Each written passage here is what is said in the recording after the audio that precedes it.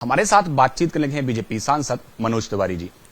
Sir, जिस तरह से ऑपरेशन सिंदूर हुआ उसके बाद में पाकिस्तान ने एक बहुत सारे सोशल मीडिया पर फर्जी वीडियो डालकर एक फेक नैरेटिव बनाने की कोशिश की। अब उसको काटने के लिए भारत सरकार जो है एक 7 डेलीगेशन विदेशों में भेज रही है। वो जाएंगे, पाकिस्तान की पोल खोलेंगे, फेक नैरेटिव को काटेंगे और ऑपरेशन सिंदूर में भारत ने क्या किया उसकी जानकारी देंगे। देखिए, इसमें कोई दो राय नहीं है कि पाकिस्तान जिस प्रकार से खुलेआम आतंकवाद का समर्थन कर रहा है, और मात्र समर्थन ही नहीं कर रहा है, उसको ट्रेनिंग दिलवा रहा है, उसको सेफ गार्ड दे रहा है। और ये तब हो रहा है जब पाकिस्तान न्यूक्लियर पावर भी है, ऐसा बताया जाता है। उसके बाद वो आतंकवादियों को ट्रेनिंग, आतंकवाद को समर्थन, और दुनिया में जहां जहां आतंकी कार्रवाई हो रही है उसके तार कहां से जुड़ रहे हैं? पाकिस्तान से। ऐसे में भारत चुप नहीं बैठ सकता, और जब दुनिया को सही तरह से पता चल जाएगा, वो अपना नैरेटिव बनाने की कोशिश करता है पाकिस्तान, मगर जो सच्चाई बताने की जरूरत है उसके लिए यह स्टेप बहुत जरूरी है। और मैं समझता हूं इसके लिए वर्तमान जो मोदी सरकार है उसकी तारीफ होनी चाहिए। अलग अलग जगह से लोग होंगे, और अब देखिए, भारत की किसी राजनीतिक दल का कोई सदस्य हो, किसी भी विचारधारा का कोई सदस्य हो, भारत सुरक्षित रहे, पूरे विश्व में शांति रहे, मानवता बचे, ये तो सबकी आकांक्षा होनी चाहिए। इसलिए ये स्टेप मुझे बहुत महत्वपूर्ण लग रहा है।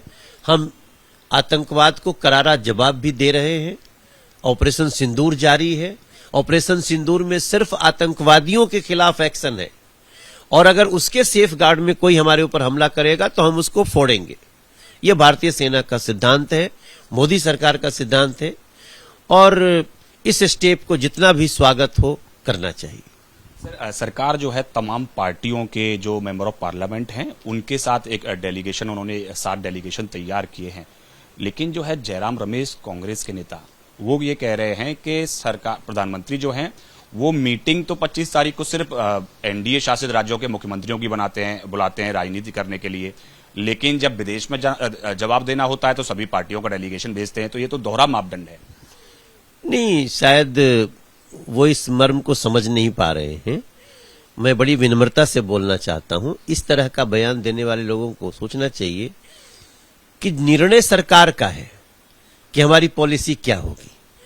अब हम आपसे बोल रहे हैं, जब युद्ध हुआ, मतलब जो हमने जवाब दिया, युद्ध तो हमने नहीं घोषित किया, तो क्या हमने सभी पार्टियों से सर्वदलीय बैठक नहीं किया? मुझे खुशी है कि सभी दलों के लोगों ने इस समय एकजुट होकर खड़ा हुए। हम इसके लिए मेरा व्यक्तिगत रूप से मानना है कि मैं बार बार धन्यवाद दूंगा, कांग्रेस हो, सपा हो, बसपा हो, जो भी पार्टियां इस देश की, सबने एक साथ कहा। ओवैसी तक ने, जिनकी इतनी बुराइयां होती हैं कई उनके स्टेटमेंट के लिए, तो उस समय देश के लिए सब खड़ा हुआ।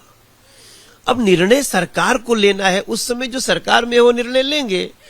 आपको उस समय भी बताया गया। अब जरूरत है, क्योंकि देश में सरकार किसकी बने, इसके लिए राजनीतिक युद्ध जरूरी है।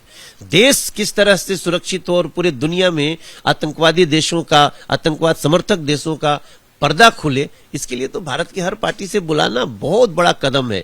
और इसकी इस तरह से मैं कांग्रेस के मित्रों को या जिसको भी बोलूंगा कि इतनी छोटी बात मत करो, इस समय भारत को इसकी आवश्यकता है। सर, विवाद इस बात पे भी हो गया है कि सरकार ने एक डेलीगेशन को लीड करने के लिए शशि थरूर का नाम दिया। अब उसके बाद में कांग्रेस ने नाम जो रिलीज किए हैं अपने 4 नाम अलग से कर दिए, डॉक्टर आनंद शर्मा, डॉक्टर राजा बरार, इन सब के नाम अलग से रिलीज कर दिए। नाम पे भी अलग अलग कहीं ना कहीं विवाद हो गया है। वो चलते रहता है, छोटी मोटी बातें ये तो। लेकिन हर पार्टी से शशि थरूर भी कांग्रेस के ही हैं ना। शशि थरूर जी अच्छे वक्ता है, शायद इसलिए उनको चुना गया होगा। वो संसद में बोलते हैं, बहुत जानकारी के साथ बोलते हैं।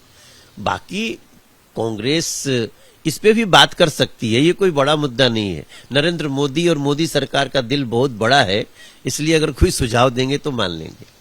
सर, इसके अलावा बात करें तो ऑपरेशन सिंदूर को लेकर जिस तरह से भारत की सेना ने जो शौर्य दिखाया, उसको लेकर आपने भी शब्दों में अपने स्वर के जरिए कुछ पिरोया है। आप क्या सुनाना चाहेंगे?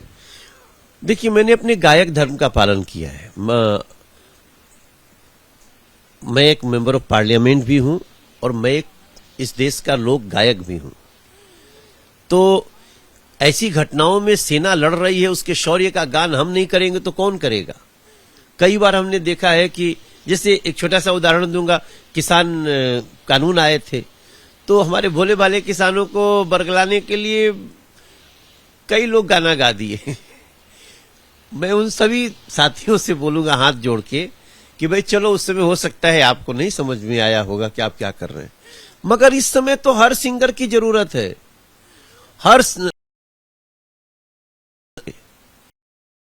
हर पत्रकार को, मीडिया को आवश्यकता है कि उनके शौर्य वाली बातों को दिखाया जाए ताकि इस देश की सेना का मनोबल बढ़े। हमने भी गाया है, हमारे गीत में एक पंक्ति है कि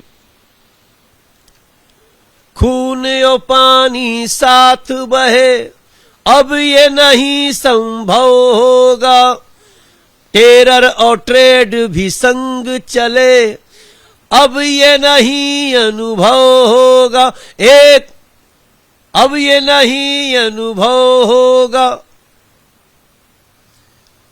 और उसकी बात की भी कई लाइनों को हमने जोड़ा है। जो सेना ने एक पंक्ति कही थी, वो पंक्ति अचानक मेरे दिमाग से चली गई कि संग्राम बड़ा भीषण होगा, हाँ, याचना नहीं अब रण होगा, संग्राम बड़ा भीषण होगा।